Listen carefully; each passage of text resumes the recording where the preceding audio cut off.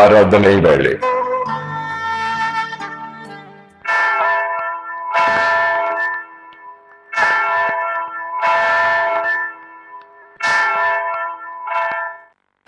இறைமகன் இயேசு கிறிஸ்துவின் இணையற்ற நாமத்தில் இந்த ஆராதனை வேளை சிறப்பு நிகழ்ச்சிக்கு உங்கள் யாவரையும் வாழ்த்தி வரவேற்கிறோம்.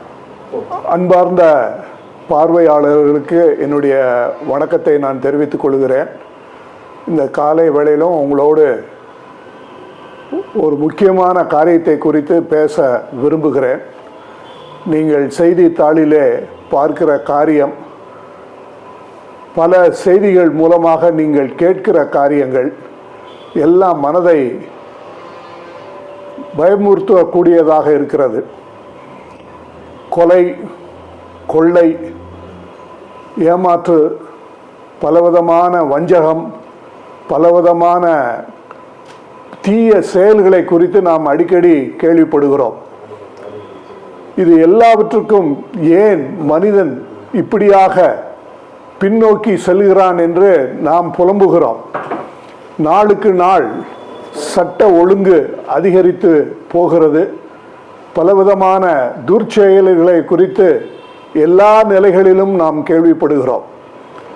மனிதன் பலவிதமான பாவ செயல்களை செய்கிறத நாம் கேள்விப்படுகிறோம், பார்க்கிறோம், அனுபவிக்கிறோம்.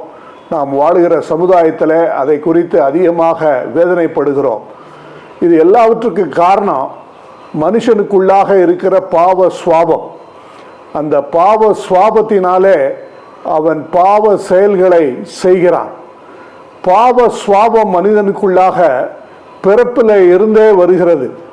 யாரும் நமக்கு பொய் சொல்ல கற்றுத்தரவில்லை. யாரும் நமக்கு தீய செயல்களை செய்ய சொல்லித்தரவில்லை. இது நமக்கு இயல்பாக நம்முடைய மனுஷியத்தில் வருகிற ஒரு காரியம். மனுஷன் தேவனாலே பாவம் இல்லாதவனாக தேவனுடைய சாயலிலே சிருஷ்டிக்கப்பட்டவனாக இருந்தான். ஆதாம் ஏவாள் என்று ஆண்டவர் முதல் மனிதனையும் மனுஷியையும் சிருஷ்டித்தார். ஆனால் அவர்களோ தேவனை சார்ந்து வாழ விரும்பாமல் தேவனுடைய கட்டளைகளுக்கு விரோதமாக செயல்பட்டதினாலே பாவத்திலே விழுந்து போனார்கள். கற்பனையை மீறுவதுதான் பாவம் என்று வேதம் சொல்லுகிறது.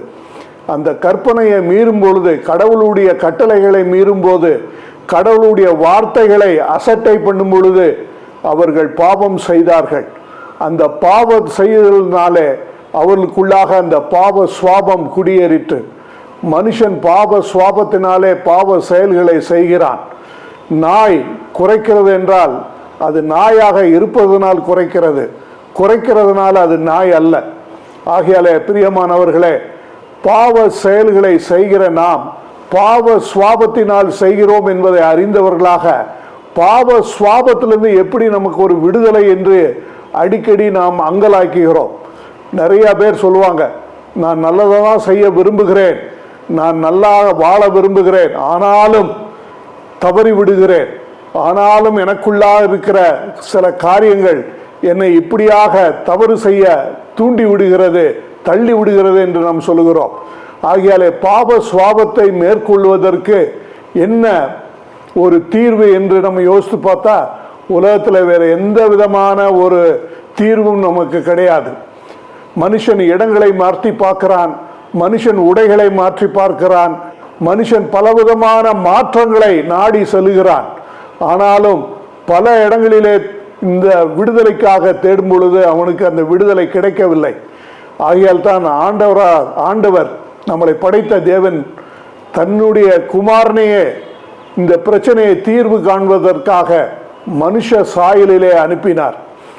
அவர் தேவனாக இருந்த பொழுதும் நம்முடைய பிரச்சனைகளை அறிந்து கொள்ளும் வண்ணமாக, நம்மை போல சோதிக்கப்பட தன்னை விட்டு கொடுக்கும் வண்ணமாக, நம்முடைய அனுபவங்கள் அவருடைய அனுபவங்களாக இருக்கட்டும் என்ற ஒரு காரணத்துக்காக அவர் மனுஷனாகவே வந்தார்.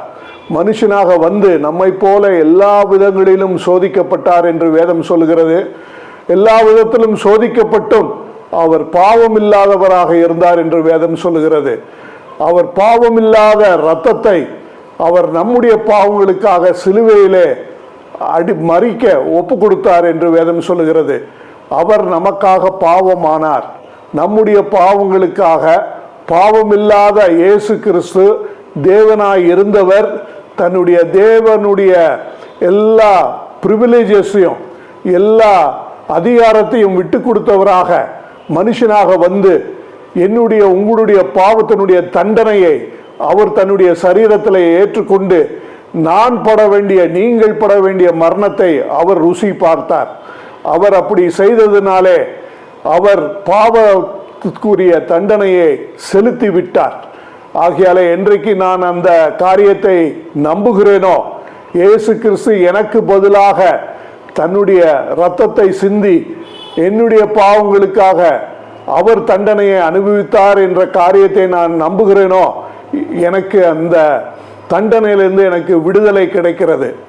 இயேசு கிறிஸ்துவனுடைய மரணத்தினாலே, தேவன் செய்த இந்த மகா பெரிய தியாகத்தினாலே பாவத்தினுடைய ஆக்கினையிலிருந்து எனக்கு விடுதலை கிடைக்கிறது. பாவத்தினுடைய தண்டனையிலிருந்து எனக்கு விடுதலை கிடைக்கிறது. அது மாத்திரமல்ல, என்றைக்கு நான் இயேசு கிறிஸ்துவின் மேலே விசுவாசம் உள்ளவனாக நம்பிக்கை உள்ளவனாக அவரை ஏற்றுக்கொண்டேனோ, அன்றைக்கு கடவுள் என்ன செய்கிறார்? தன்னுடைய ஆவியை, பரிசுத்த ஆவி என்று சொல்லுகிறது வேதம், அந்த ஆவியை என்னுடைய உள்ளத்துக்குள்ளாக வாசம் பண்ணுவதற்கு தங்குவதற்கு அனுப்புகிறார். அந்த ஆவியானவர் எனக்குள்ளாக வந்து எனக்கு உதவி செய்கிறார். நான் பரிசுத்தமாய் வாழ்வதற்கு, இனிமேல் பாவத்திலே விழாதபடிக்கு, இனிமேல் பாவ காரியங்களை செய்யாதபடிக்கு இந்த உலகத்திலே வாழ்கிற நான் தொடர்ந்து பரிசுத்தமாய் வாழ்வதற்கு, தேவனுடைய கற்பனைகளை கட்டளைகளை கீழ்ப்படிவதற்கு அவர் எனக்கு உதவி செய்கிறார், பலன் தருகிறார். ஆகையாலே கடவுள் நம்மளை திக்கற்றவர்களாக இந்த உலகத்தில் விடலை. நம்முடைய பாவத்தினுடைய தண்டனையை ஏற்றுக்கொண்டார். நம்முடைய பாவத்தினுடைய வல்லமையை மேற்கொள்வதற்கு அவர் தம்முடைய ஆவியை நமக்கு அனுப்பி உதவி செய்கிறார். அப்படியானால் நான் இந்த உலகத்தில் இனிமே பாவ செயல்களை செய்யாமல் தேவனுடைய கட்டளைகளின்படி, அவருடைய சட்டத்தின்படி நான் பரிசுத்தமாய் வாழ முடியும். அதனால்தான் இந்த தேவன் வேதத்தில் சொல்லுகிறார், நான் பரிசுத்தராய் இருக்கிறது போல நீங்களும் பரிசுத்தராய் இருங்கள். எப்படி நான் பரிசுத்தராய் இருப்பேன்? கடவுளே அதற்கு எனக்கு உதவி செய்கிறார். என்றைக்கு நான் மனம் திரும்பி இயேசு கிறிஸ்துவை என் சொந்த இரட்சகராக நான் ஏற்றுக்கொண்டேனோ, என்னுடைய பாவங்களுக்காக அவர் மரித்தார் என்று சொல்லி நான் அறிக்கையிட்டு ஏற்றுக்கொண்டேனோ, அன்றைக்கு என்னுடைய பாவங்கள் மன்னிக்கப்பட்டது மாத்திரமல்ல, எனக்கு கடவுளுடைய ஆவியானவர் என்னுடைய உள்ளத்துக்குள்ளாக வந்து எனக்கு பலன் தந்து பாவத்தினுடைய வல்லமையை மேற்கொள்ள எனக்கு உதவி செய்கிறார்.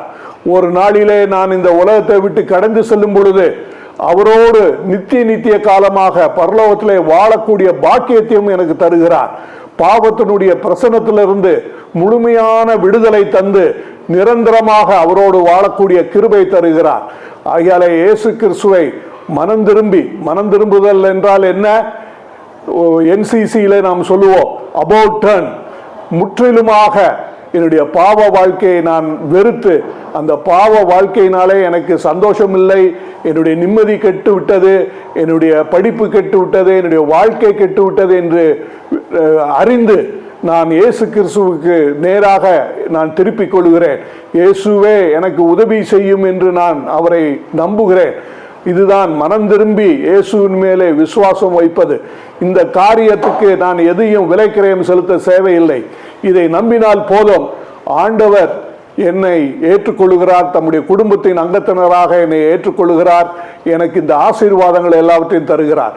பாவ மன்னிப்பு என்ற ஆசீர்வாதத்தை தருகிறார், பாவத்தை மேற்கொள்ளக்கூடிய வல்லமையை தருகிறார், என்னுடைய பாவங்களை இனி மேல் நான் நினையாமல் இருப்பேன் என்று சொல்லுகிறார். ஆகையால இந்த பெரிய ஆசீர்வாதம், காசு கொடுத்து வாங்க முடியாத இந்த ஆசீர்வாதம், உலகத்தால் தர முடியாத இந்த ஆசீர்வாதத்தை நாம் லகுவாக ஆண்டவருடைய கிருபையினாலே பெற்றுக்கொள்கிறோம். வேதம் சொல்லுகிறது, கிருபையினாலே விசுவாசத்தை கொண்டு நீங்கள் ரட்சிக்கப்பட்டீர்கள், இது உங்களாலே உண்டானது அல்ல, இது தேவனுடைய ஈவு என்று சொல்லுகிறது. ஆகையாலே பிரியமானவர்களே, இந்த காலை வேளையிலே என்னுடைய வாழ்க்கையிலே ஒரு மாற்றம் வேண்டும், என்னுடைய செயல்பாடுகளிலே ஒரு மாற்றம் வேண்டும், என்னுடைய சிந்தனையிலே ஒரு மாற்றம் வேண்டும், என்னுடைய பார்வையிலே ஒரு மாற்றம் வேண்டும், என்னுடைய முழு ஆளியிலே ஒரு பெரிய மாற்றம் வேண்டும், ஒரு புதிய வாழ்வை நான் துவங்க விரும்புகிறேன் என்று நீங்கள் அங்கலாய்ப்பீர்களானால் ஆண்டவராகிய இயேசு கிறிஸ்துவண்டை நீங்கள் இந்த ஞாயிறகத்தில் வந்தால் ஆண்டவர் உங்களுக்கு உதவி செய்ய வல்லவராக இருக்கிறார். அவர் மாத்திரமே பாவத்தின் பிரச்சனைக்கு ஒரு தீர்வு கண்ட தெய்வம். வேற யாரும் பாவத்தின் பிரச்சனைக்கு தீர்வு தரவில்லை. இயேசு கிறிஸ்துவை மனம் திரும்பி விசுவாசிக்கும் பொழுது அவருடைய பிள்ளைகளாக மாறுகிறோம், பாவ மன்னிப்பை பெறுகிறோம், பாவத்தின் வல்லமை மேலே அதிகாரம் பெறுகிறோம். இனி நமக்கு பாவமானது எஜமான் அல்ல, ஆண்டவராகிய இயேசு கிறிஸ்துவை நமக்கு எஜமானாக இருந்து நம்முடைய வாழ்க்கையை ஒரு சந்தோஷம் சமாதானத்தோடு வாழக்கூடிய கிருபையை தருகிறார். நாம் இந்த இயேசு கிறிஸ்துவை ஏற்றுக்கொள்ளும் பொழுது ஆண்டவர் இந்த பெரிய ஸ்லாக்கியத்தை உங்களுக்கும் எனக்கும் தருகிறார். நாம் இந்த காலை வேளையிலே மறுபடியுமாக ஆண்டவரை நோக்கி ஒரு சிறு விண்ணப்பம் செய்வோம். விண்ணப்பம் என்றால் என்ன? ஆண்டவரை நான் நம்புகிறேன், ஆண்டவரை நான் சாருகிறேன் என்று ஒரு மனிதனோடு மனிதன் பேசுகிற வண்ணமாக, ஒரு தகப்பனோடு ஒரு மகன் பேசுகிற வண்ணமாக நாம் பேச முடியும். அதுதான் ஜெபம். ஆகையால இந்த காலை வேளையிலே ஒரு சின்ன ஜெபத்தை நாம் செய்வோமானால் ஆண்டவருடைய பெரிய ஒத்தாசையை நாம் பெற முடியும், நம்முடைய வாழ்க்கையில ஒரு பெரிய மாற்றத்தையும் அடைய முடியும். ஆண்டவரே, இந்த காலை வேளையிலும் எங்களை உம்முடைய ஆளுகைக்கு ஒப்பு கொடுக்கிறோம். எங்களுடைய பாவங்கள் எங்களை சீர்குலைத்து விட்டது சுவாமி, அதை நாங்கள் நன்றாக அறிந்திருக்கிறோம். எங்களுடைய பாவத்தினாலே எங்களுக்கு நிம்மதி இல்லை, எங்களுக்கு சமாதானம் இல்லை, எங்களுக்கு ஆண்டவரே பலவிதமான சிக்கல்களிலே நாம் மாட்டிக்கொண்டோம். ஆனாலும் ஆண்டவரே, நீங்க எங்களுக்கு இந்த விடுதலை தாங்க உண்மையிலே விசுவாசிக்கிறோம். இயேசு கிறிஸ்துவை எங்களுடைய சொந்த இரட்சகராக நாங்கள் ஏற்றுக்கொள்கிறோம். அவர்தான் எங்களுடைய பாவத்துக்காக எல்லா காரியங்களையும் செய்தார் என்று நாங்கள் நம்புகிறோம். அவருடைய இரத்தத்தினாலே எங்களுக்கு விடுதலை உண்டு என்று நம்புகிறோம். ஆகியாலே ஆண்டவரே, எங்களுடைய வாழ்க்கைக்குள்ளாக நீங்கள் பிரவேசித்து எங்கள் வாழ்க்கையை முற்றிலுமாக மாற்றி ஆண்டவரே, பாவ மன்னிப்பை மாத்திரமல்ல, பாவத்தின் மேலே அதிகாரத்தையும் எங்களுக்கு தந்து வெற்றியுள்ள பரிசுத்தமுள்ள ஒரு வாழ்வு வாழ எங்களுக்கு உதவி செய்ய வேண்டும் என்று ஜெபிக்கிறோம். இயேசுவின் புண்ணிய நாமத்திலே ஜெபிக்கிறோம் நல்ல ஆண்டவரே, ஆமென்.